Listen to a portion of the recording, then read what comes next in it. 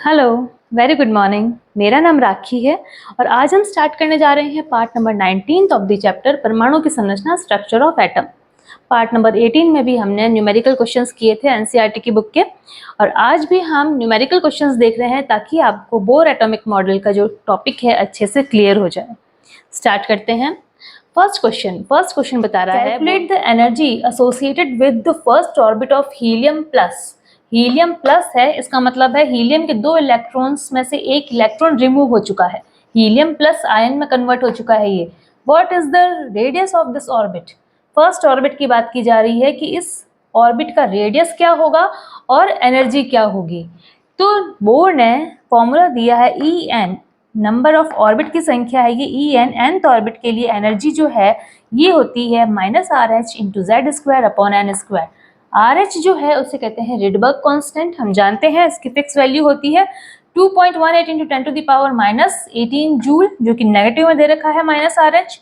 Z होता है atomic number जो कि है नंबर ऑफ प्रोटॉन्स। तो इस हीलियम में नंबर ऑफ प्रोटॉन्स की संख्या भी 2 है, इलेक्ट्रॉन एक रिमूव हो गया है लेकिन प्रोटॉन की संख्या उतनी की उतनी है। तो प्रोटॉन की संख्या जो नंबर ऑफ एटॉमिक नंबर है वो Z की वैल्यू जो है वो 2 है, 2 square upon number of orbit. यहाँ फर्स्ट ऑर्बिट की बात की जा रही है तो n की वैल्यू क्या हो जाएगी, n इज इक्वल टू 1, तो यहाँ 1 का स्क्वायर। इस फॉर्मूले में ये सारी वैल्यूज पुट करते हैं तो -2.18 into 10 to the power -18 joule into 2 square upon 1 square. इसके कैलकुलेशन से हमें क्या निकलता है, -2.18 into 10 to the power -18 joule into 4, 2 2 ज़ा 4 डिवाइड बाय 1। तो इसकी कैलकुलेशन से इंटू करने के बाद आंसर निकलता है -8.72 into 10 to the power -18 joule.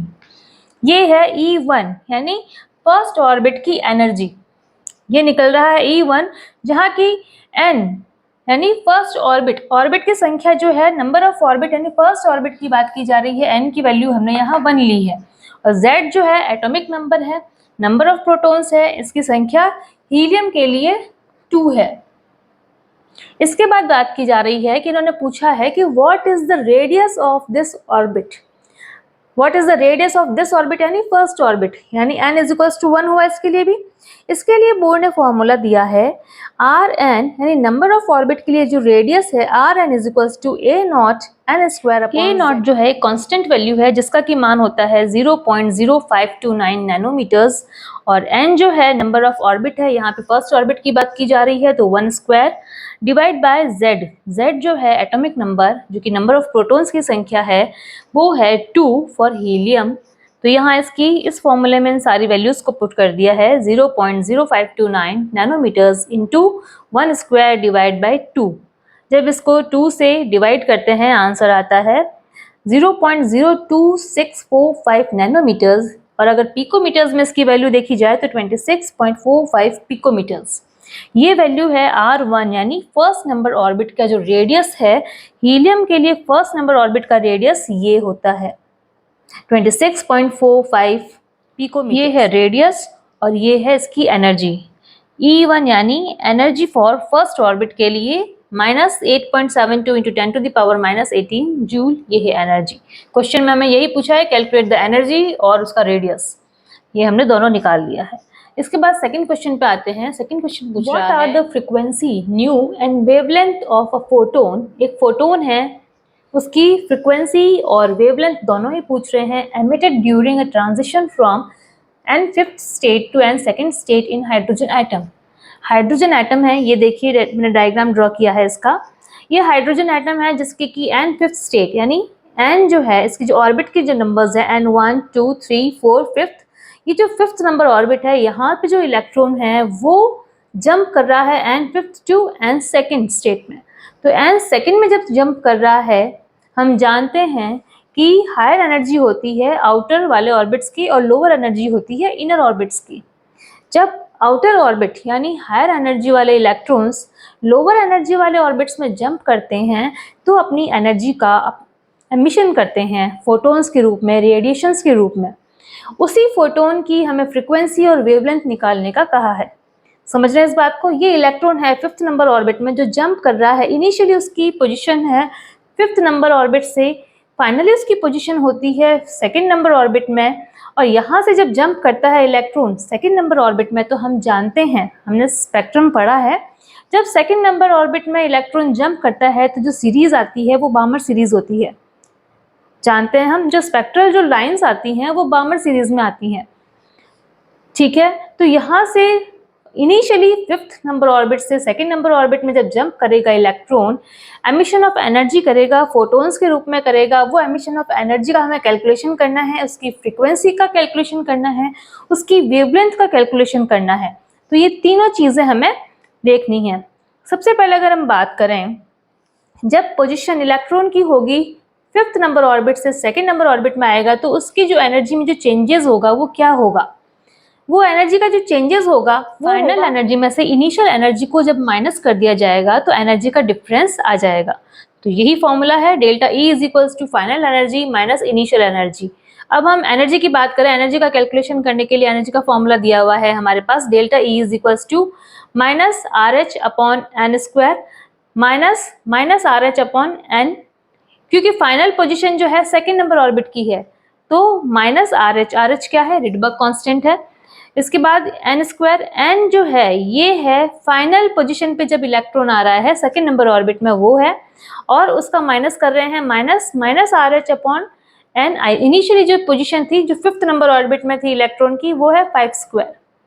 जब हम करते हैं इसको, आर एच को हमने कॉमन ले लिया है, आर एच कॉमन आ गया है, उसके बाद में ये माइनस माइनस प्लस हो गया है, इसकी जब पोजीशन चेंज हो जाती है, क्योंकि ड्यू टू ये माइनस माइनस प्लस हो जाता है, ये आगे आ जाएगा। तो 1/5 square minus 1/2 square, R H की वैल्यू कांस्टेंट है 2.18 into 10 to the power minus 18 joule, जो कि कांस्टेंट वैल्यू है फॉर रिडबर्ग कांस्टेंट।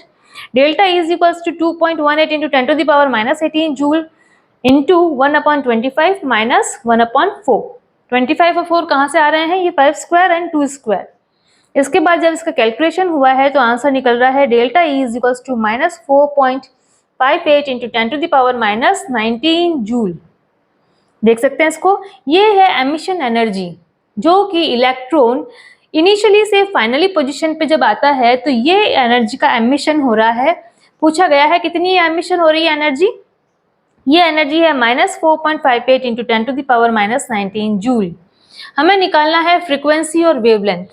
फ्रीक्वेंसी और वेवलेंथ का फॉर्मूला निकालने के लिए हमें एनर्जी के कैलकुलेशन की जरूरत पहले पड़ती है, क्योंकि इनके फॉर्मूले में एनर्जी आती है। जैसे कि delta E is equals to H nu, nu क्या है? फ्रीक्वेंसी। हमें फ्रीक्वेंसी निकालनी है, हमें डेल्टा ई का मान ज्ञात करना जरूरी है, इसलिए हमने डेल्टा ई की वैल्यू ये ज्ञात की है। जब डेल्टा ई की वैल्यू हमें पता चल गई है तो उसी की सहायता से हमें फ्रीक्वेंसी निकालनी है। फ्रीक्वेंसी का फॉर्मूला है delta E is equals to H nu and nu is equals to delta E upon H.